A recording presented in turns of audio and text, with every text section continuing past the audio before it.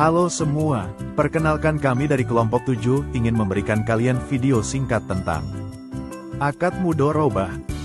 Sebelum itu, kelompok kami terdiri dari Arya, Alsarani, dan Satrio. Pengertian akad mudharabah. Akad mudharabah adalah salah satu bentuk kerjasama dalam dunia keuangan dan bisnis yang umum digunakan dalam sistem perbankan syariah. Selanjutnya, kita akan masuk ke karakteristik akad mudharabah. Ada 4 karakteristik yaitu, pertama, pembagian keuntungan. Maksudnya adalah keuntungan dari usaha dibagi sesuai kesepakatan, biasanya dalam bentuk persentase. Yang kedua, risiko kerugian. Jadi, jika terjadi kerugian maka risiko kerugian sepenuhnya ditanggung oleh pemilik modal.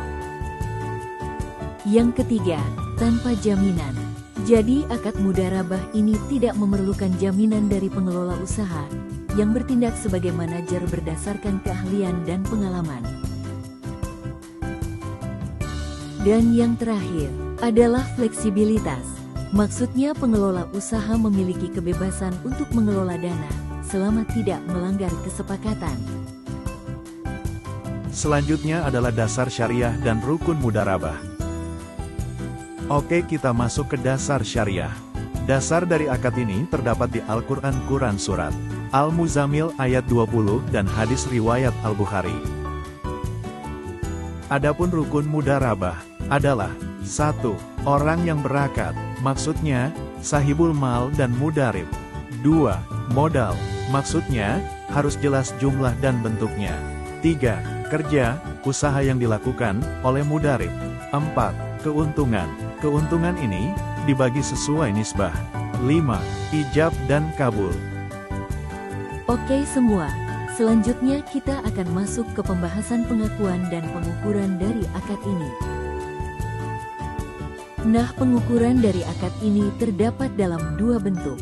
Yang pertama, dalam bentuk kas, pengukuran ini diukur sebesar jumlah yang dibayarkan. Yang kedua, dalam bentuk aset non-kas. Pengukuran ini diukur berdasarkan nilai wajar pada saat penyerahan. Jika nilai wajar lebih rendah dari nilai tercatat, selisihnya diakui sebagai kerugian. Selanjutnya kita akan masuk ke pengakuan dari akad ini. Nah, dalam pengakuan ini, maksudnya adalah pengakuan yang dilakukan oleh pemilik dana, atau sihabul mal, kepada pengelola dana, atau mudharib, dalam konteks mudharabah yang melibatkan pengakuan investasi yang dilakukan keduanya. Nah, di dalam pengakuan ini terdapat 2 hal yang harus diperhatikan, yaitu yang pertama, waktu pengakuan.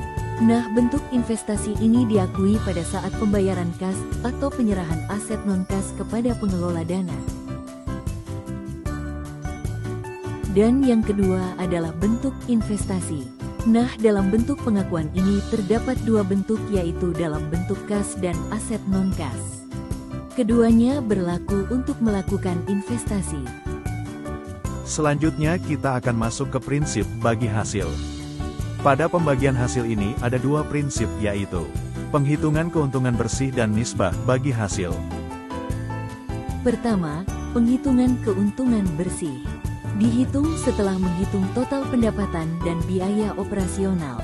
Keuntungan bersih dihitung untuk kemudian dibagi sesuai nisbah yang telah disepakati. Selanjutnya, nisbah bagi hasil. Nisbah adalah proporsi pembagian keuntungan yang disepakati. Misalnya, jika nisbah ditetapkan 70/30, maka 70% dari keuntungan akan menjadi hak pemilik modal dan 30% menjadi hak pengelola. Oke, kita akan masuk ke pembahasan cadangan kerugian penurunan nilai, atau CKPN.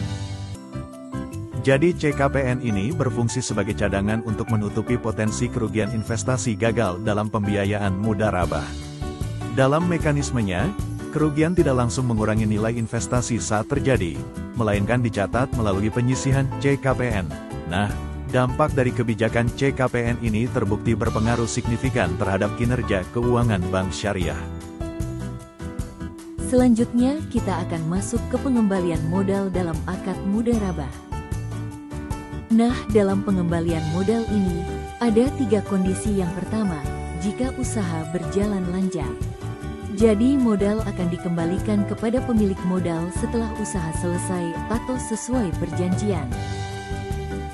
Jika usaha mengalami kerugian maka ditanggung oleh pemilik modal, kecuali pengelola melakukan kesalahan seperti bertindak ceroboh, kelalaian, menyalahi aturan yang sudah disepakati.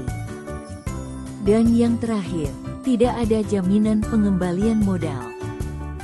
Contoh studi kasus pada akad ini. Pada pencatatan jurnalnya. Di sini bisa dilihat pencatatan pada jurnalnya, di mana pencatatan debit dan kredit pada transaksi yang distudi kasus tersebut. Oke semua, terima kasih yang sudah menonton. Sampai jumpa lagi.